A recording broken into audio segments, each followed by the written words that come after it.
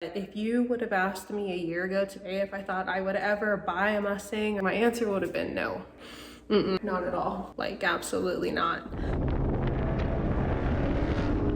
So I'm a pretty well-rounded car enthusiast. There isn't a certain class, make, model, or type that I just don't like or that I can't find an appreciation for. I was not a fan of Mustangs previously. I never would have thought that I would buy one. So that should tell you that if you are not a Mustang fan, then you're gonna wanna keep watching. I feel like I might be able to change your mind just a little bit.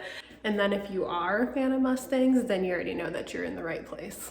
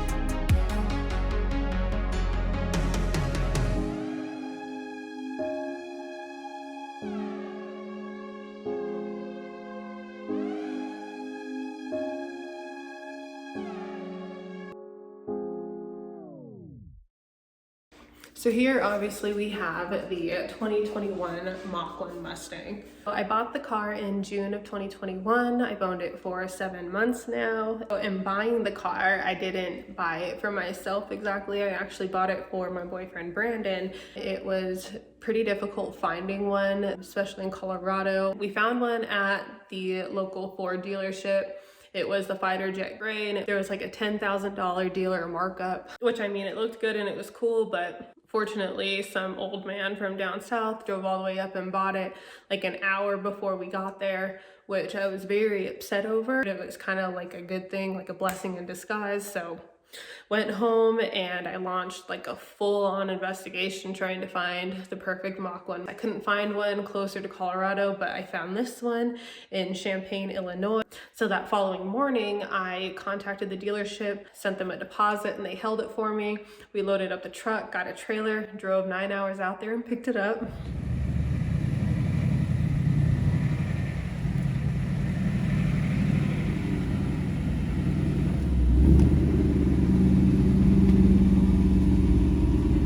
Once we got home, Brandon obviously did his magic with Epic Custom Cars. He made some changes on it, just to make it look way badass.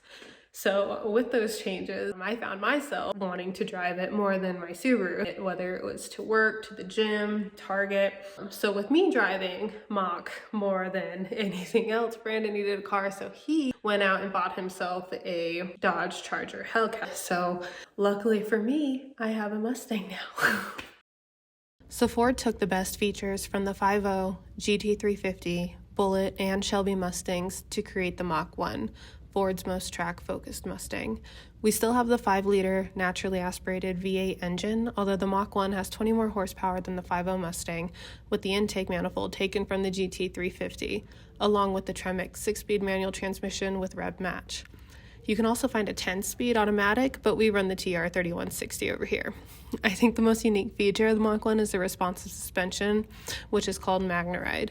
This really makes the Mach feel as though it's in a much higher class than our 2020 5.0 Mustang. The Mach1 also comes with active valve performance exhaust, offering various sound modes including quiet, normal, sport, and track. You can select your preferred mode under My Mode. Every Mach1 will also have its unique chassis number printed here on the dash.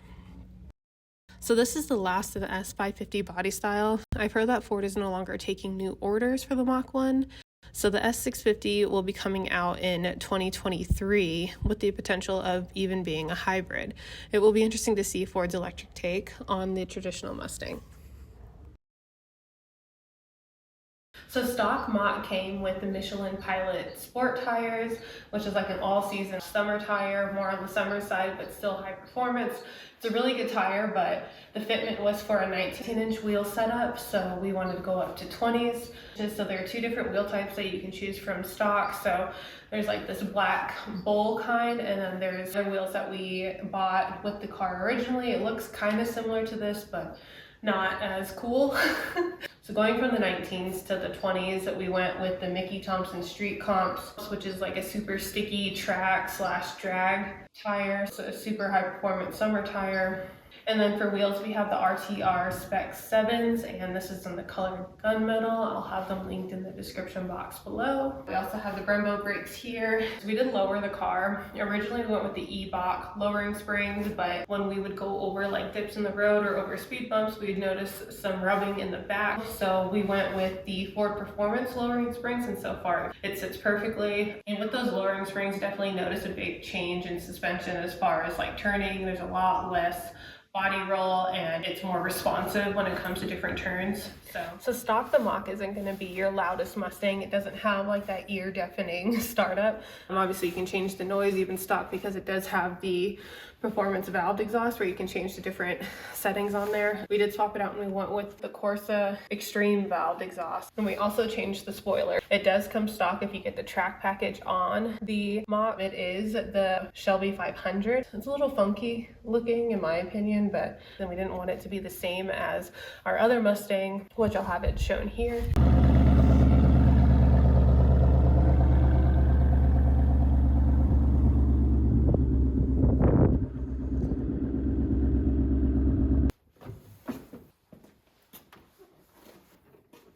So now what I will do is show you guys the exhaust. So it is a Corsa Xtreme valved exhaust. What I'll do is a couple of acceleration clips and then also a launch, so that way you can hear what the exhaust sounds like.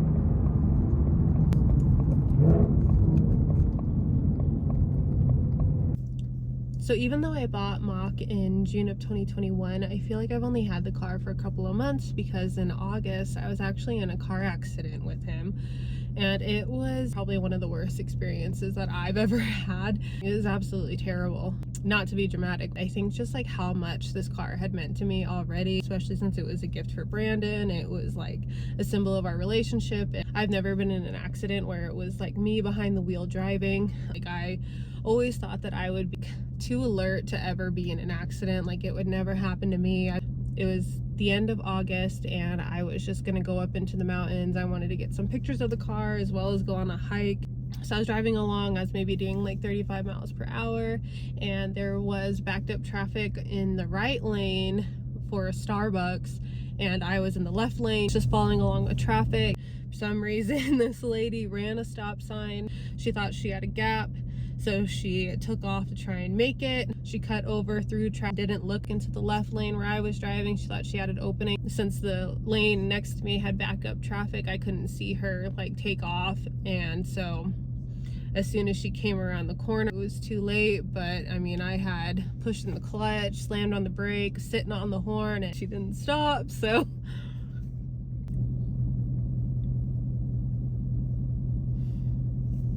you know, I thought it had been totaled, but luckily it wasn't. So put it into the shop, and it's been in the shop for the last 3 or 4 months. We just got it back. It's not the same as it used to be, but by panicking, tensing up, and pushing in the clutch, it blew my hip out of place, realigned my spine. I had a couple of ribs out of place. It's been many months of a lot of steroid injections and physical therapy. I'm a very like rub dirt on it type of person. I don't ever go to the doctor's office. I've never had back pain in my life. It's like a huge shock, you know. It sucked, but it's okay because now it's like a whole new start with the car, and now it's like a whole new vision. Originally the plan was to keep it just the way it is. We knew it was going to be like very limited, it being manual, and manual cars going away, as well as traditional American muscle cars going away and everything going electric. So we wanted to keep it like that prized possession that we had, but somebody had to run a stop sign, and now it's time to supercharge. So the vision has changed. So now I'm just kind of waiting for summer, and then I'll probably start that build, so that way it'll be more track focused. I have been looking at a supercharger. So the supercharger for the Mach, it's actually called the Odin, which works out perfectly because my dog, my puppy, my handsome little wolf, his name is Odin. So I think that would be like perfect. So needless to say, got some pretty big plans for this car that I'm really excited for. So hopefully I'll be bringing you guys along with that build too. But otherwise, that kind of wraps up like the story behind the accident. I'm sure you guys are wondering based on the title, but so it's still pretty new. I'm at 3,400 miles. Otherwise, I'm really excited for the future of this car. I think it'll be a lot of fun, especially once I can start getting it onto the track. All right, guys, so that wraps it up for my 2021 Mach1 Mustang. If you were not originally a Mustang fan, but you made it this far, let me know what you think. If it's something that maybe you would ever check out, leave it in the comments and let me know. And then as always, make sure you check me out on Instagram. It's a big Subaru page. I'm kind of branching out into my other cars, so hopefully I'll have more pictures posted there. I'll also be doing a separate video, kind of like what I did with my Subaru, just specifically on the exhaust if that's what you're looking for. So make sure you check that out too. And then if you guys are interested in seeing my Subaru video, I'll have that linked here as well.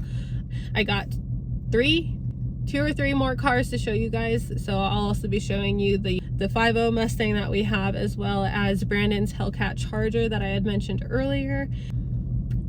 Make sure you subscribe so you know when I release those videos. But otherwise, thank you so much for watching. I really hope you enjoyed this video. If you did, make sure you hit that like button, and I will see you next time.